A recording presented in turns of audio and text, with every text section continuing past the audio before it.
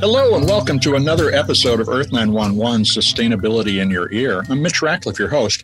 And, we have been adding more information about sustainable living and particularly buying sustainably made products. And we have found throughout that research that Tentree, a maker of clothing, stands out as a leader in the fashion industry. Tentree makes a difference. They plant 10 trees for every item that's an article of clothing that they sell. Tentree has also already planted 56.3 million trees, and they're working to reduce the environmental impact of clothing production processes by using wood-based TENCEL fiber, hemp, organic cotton, and recycled polyester in its clothing. They've also reduced water usage compared to traditional clothing makers by as much as 75%. On the packaging front, Tentree plans to eliminate all single-use plastics by 2023. And we wanted to get them on to talk about how they're doing all this, because this is really a model for the rest of the economy. So we welcome Derrick Emsley. He's the CEO and brother of the company's co-founder, Kaylin Emsley. Welcome to the show, Derrick. How are you today? Great. Thanks for having me, Mitch. I'm doing well. Excited to be here. Well, look, it's really been impressive to see what you all have done as we do more and more research about the impact of different companies, different brands on the environment. Tell us about your goal of planting 1 billion trees by 2030. Are you on track? We are. It's for us, the goal of 1 billion trees is really just kind of connects to why we started the business. Mm-hmm. We view ourselves as a tree planting company that happens to sell apparel, not an apparel company that plants trees. And so the idea of planting 1 billion trees was, when we started the business, this sort of crazy idea that we didn't really think was possible. But today, as the business continues to grow, as the impact continues to scale, it's becoming more and more real. And we believe it's something that we will be able to achieve by 2030. Now, you're about 8-9 years old now, as I recall. That's right. You've done about 5% of your goal. How much do you have to grow in order to hit that billion tree mark? Basically, this year, we will plant roughly about 25 million trees. So when you put that into context, it took us about the first sort of 8-9 years to plant 50 million trees. This year alone, we're going to plant as much as half of that again. And so we're growing at a pretty exciting clip. And really, to get to that billion tree mark in the next 10 years, we're going to have to grow by about 30 to 35% per year. But really, that probably ends up with us growing at a bit more accelerated pace in the next few years. And then, that growth probably getting a bit more reasonable in the years after. So you also describe yourself as a tree planting company that happens to make clothing. Do you expect to expand into other product categories and therefore plant more trees by making more sustainably made goods? The way that we think about who Tentree is and why we started the business was we wanted to connect consumers with tree planting. Mm-hmm. We understand that trees have this incredible impact on the environment. They have incredible impact on, the local communities that take part in the planting efforts. And for us, our goal was always to just connect people with tree planting, because, if we can do that, we'll inspire more people to, protect the planet and everything like that. But for us, the vehicle to do that, right now it's apparel. Right. But long term, it really could be whatever we choose for it to be. That is a very ambitious statement. Now, let me dig into that a little more. How do you build in to the cost of your clothing planting 10 trees? Is this? I assume it's just it's a factor in how you price everything, but you also have achieved some really remarkable economies of scale. You're planting 10 trees for one item of clothing that costs $30. Or $40. And by comparison, other companies promise to plant one tree maybe for every $50 or $100 somebody spends.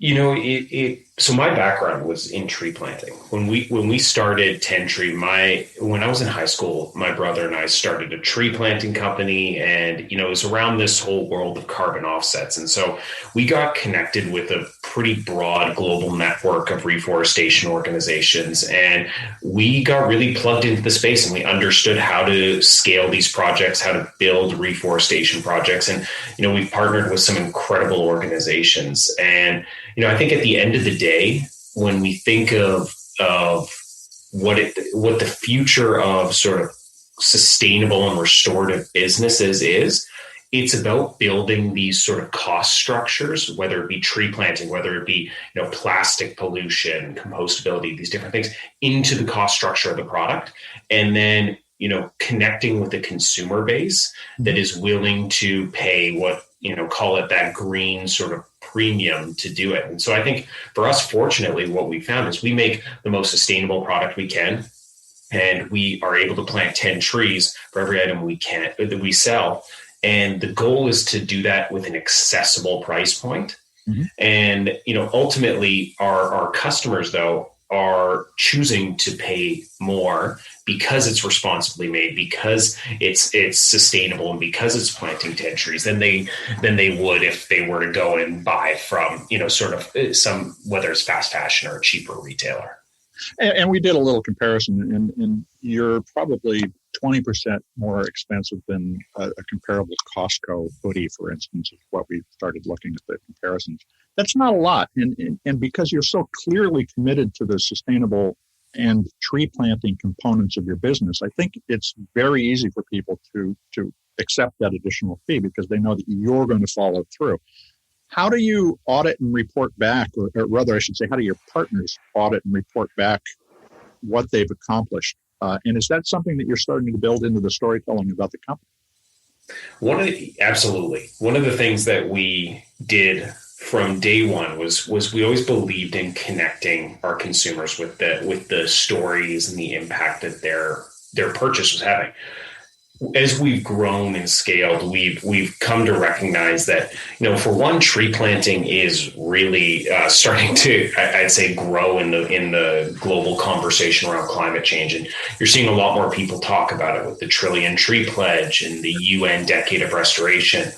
We've always partnered incredibly closely with the groups that we work with. We travel to the sites, we understand the projects, we audit what's happening.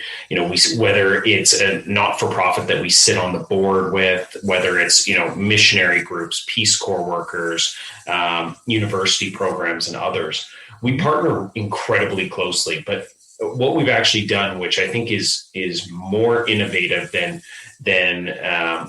how we approached it at the beginning, is that over the last few years, we've actually worked to develop a tool that's being implemented at 6 different projects across the globe in a pilot way to actually verify and audit the tree planting that's happening. So what it is it's basically a tool that's built on the blockchain.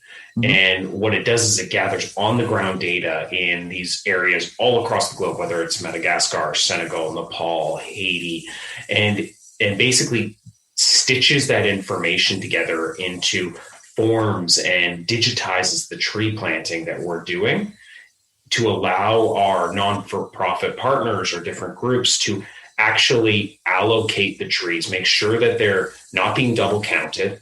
Mm-hmm. And then as well, it allows us to maintain sort of satellite imagery and ensure that not only are the trees getting planted, but the trees are also surviving down the line. So let me ask the obvious question. Where do you plant trees? So we plant all across the globe. And currently, we're partnered in probably about 10 ongoing projects. So today, we're planting in Madagascar, Senegal, Nepal, Haiti, Indonesia. We're doing some work in Canada, United States, Mexico, and a few others. Now, from the beginning, you've been trying to change the trajectory of the fashion industry, which has a terrible environmental record. How do you think about designing clothes and choosing novel materials in order to keep the cost down while continuing to improve the overall environmental performance of the company? When we started the business, we didn't know a thing about apparel. I remember, we were tree planters, and apparel was really just our vehicle to sell or to plant trees. And I remember us showing up to the first trade show, and we were showing up with neon, tank tops and this and that, and talking about spring and summer product. And everybody else was selling jackets because it was a fall trade show and we didn't know what we were doing. We've kind of, I think what that has given us is it's actually been sort of a bit of a secret weapon for us when it came to the fashion side of things, is that we didn't really know what we didn't know. And so we were able to, kind of push for things and partner with our, manufacturing partners in really interesting ways that, frankly, I think had we known more about the fashion industry, we would have known how hard it was to do those things, and we might have not done them. The way that our sustainability journey or evolution has kind of taken place on the fashion side is really, it started with partnering with the right factories. It was, ethical manufacturing. It was ensuring that they're RAP certified, OEKO-TEX, different certifications and things like that to make sure that, we're doing the right work and partnering with the right people. From there, the question then came, okay, if we're a tree planting brand that is using apparel as our vehicle, or that vehicle, the apparel, has to also be sustainable. And so we went through this full learning of just how destructive and polluting the apparel industry can actually be. And so the next step was overhauling our entire supply chain. And we did this over the course of, about a year and a half. And we had basically 8 significant margin hits because, we just realized this is something we should have been doing from the start, and we just didn't know any better.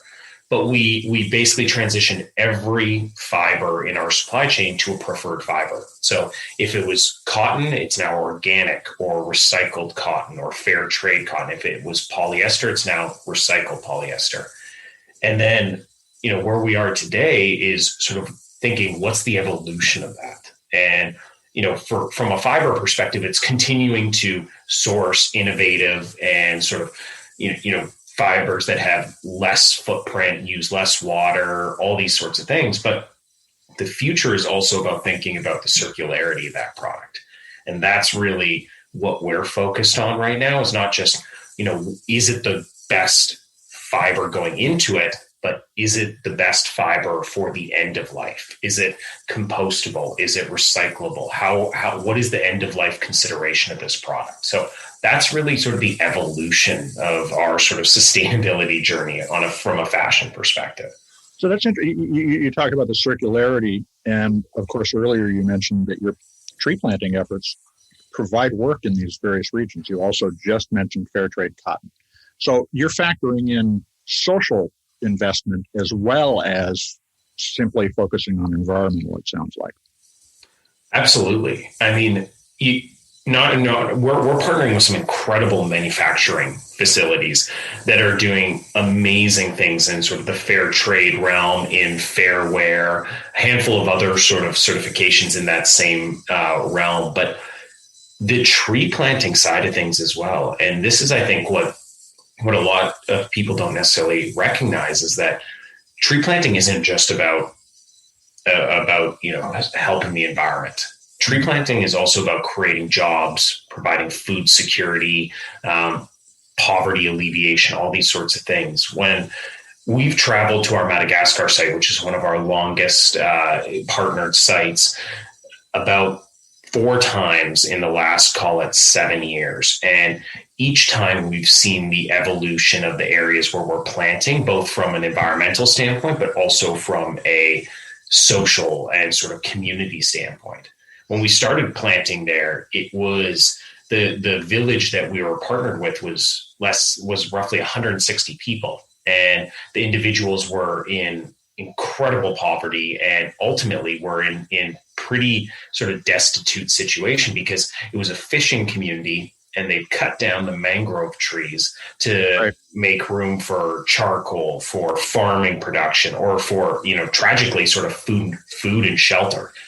And what had happened was that the fish that used these mangrove channels for, as fish spawning areas, and that had started to leave.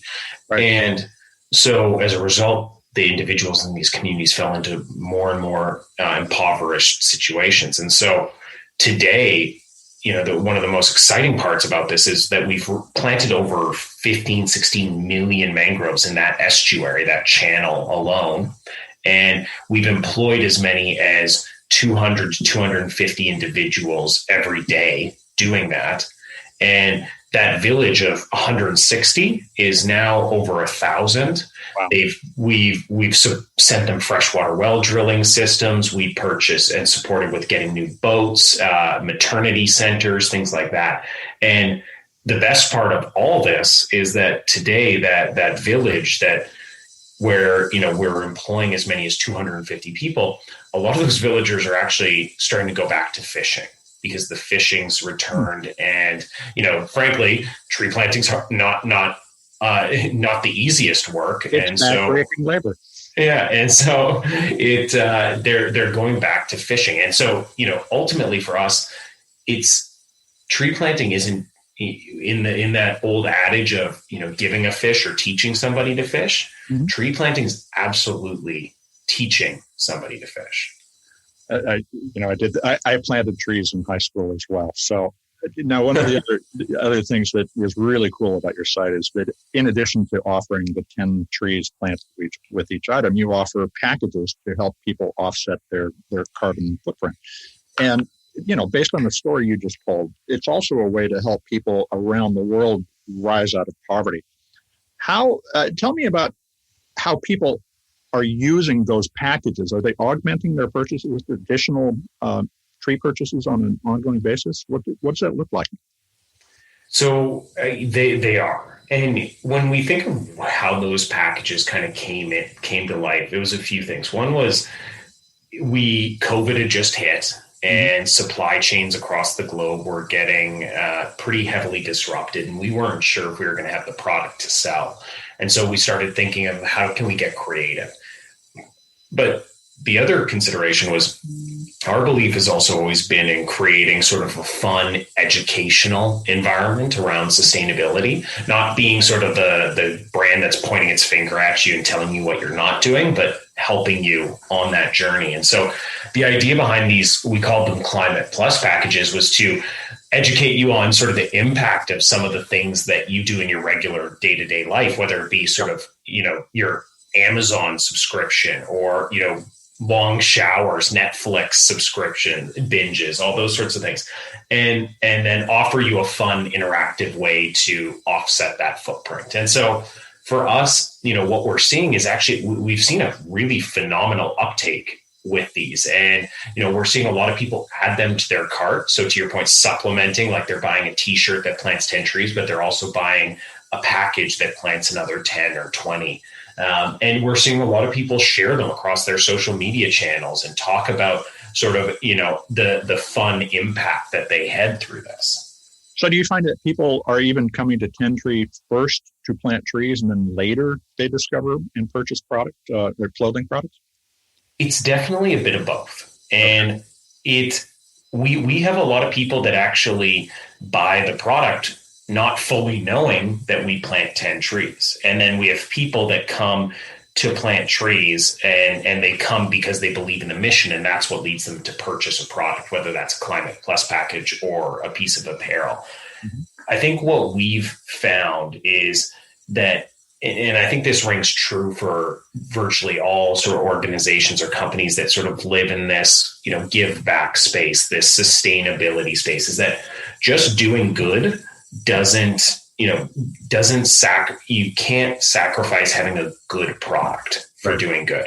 The brand, the mission can sell the product, but the product also has to sell the mission. And so, for us, it's about creating incredible product, durable, sustainable, trendy product that does good. And whether you come in for the mission or for the product, we're going to plant those trees. Now, as you said, your site offers a lot of great ideas for lowering your carbon footprint at home. How does Tentree help employees cut their footprint when they're working, whether they're working at the office or at home these days?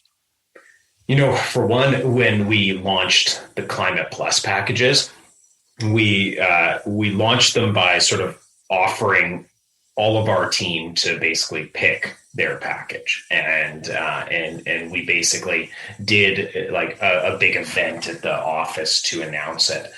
What we've done more recently is we've actually gone on to offset our entire scope 1, 2, and 3 emissions as a business. Really?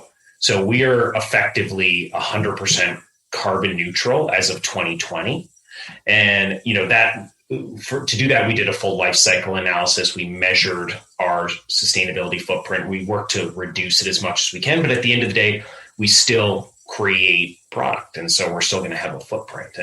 And so included in sort of the scope 1 emissions of that is our employees commuting.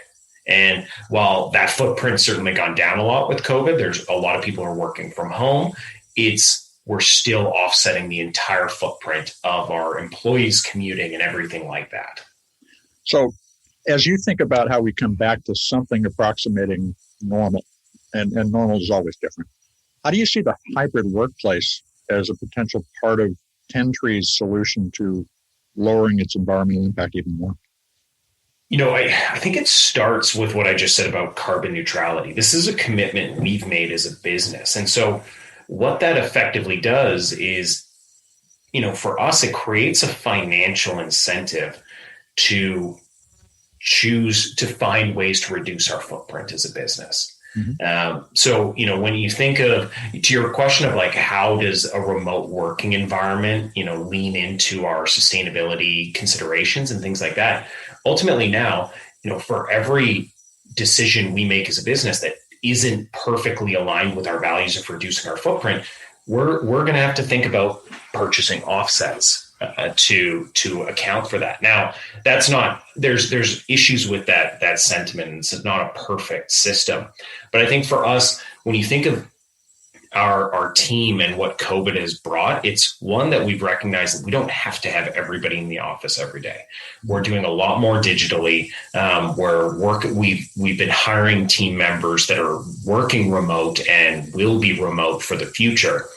The big challenge is going to be, how do we maintain culture through this, and how do we kind of continue to drive innovation when we're not necessarily in the same room together? So I think the answer is it'll probably land somewhere in the middle.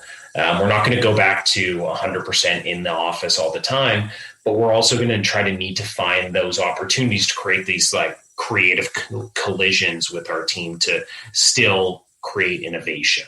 That's fascinating. I mean, the idea that even though you are reducing the in-office, you're still thinking about offsetting the out-of-office contributions people are making. That's very forward-looking.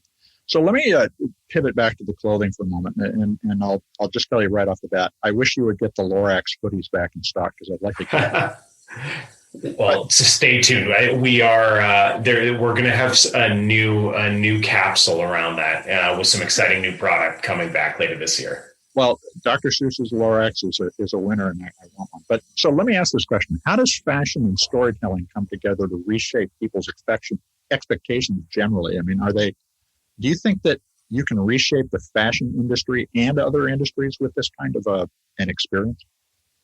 Absolutely. I think I've always believed in the power of consumers in the broader conversation around sustainability. I think when you think of government, when you think of businesses and the role that they have to play in the broader environmental conversation, what is driving them to make the tough decisions, I really believe are, you and I, it's, the listeners here, it's consumers, and it's, you're voting, whether it be really with the ballot or you're voting with the dollars that you spend. And I really believe that fashion is one of those areas that holds some pretty meaningful cultural resonance. It's, fashion, music, arts, different things like that. And I really, though, believe is that this is just the beginning. This is just one of the channels that people are starting to think more critically about how they're spending their money.